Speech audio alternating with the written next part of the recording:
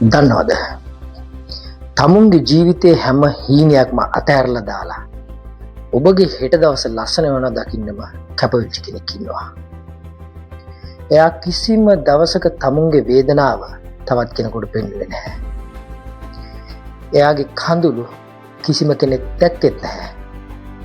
මොකද ඔබගේ හිනාව දකින්න ඕන නිසා. එයා එයාගේ හැම හැඟීමක්ම හංගගෙන හිටපු නිසා. නමුත් දවසක් එනවා.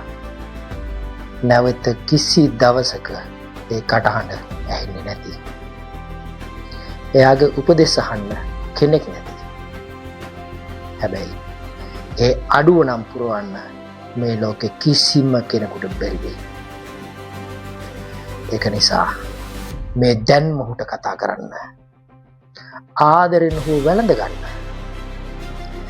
ප්‍රමාද වෙලා ආදරේ කියනවට වඩා ඉන්න වෙලාවේ කොන්දේසි විරහිතව ආදරය කරන්න.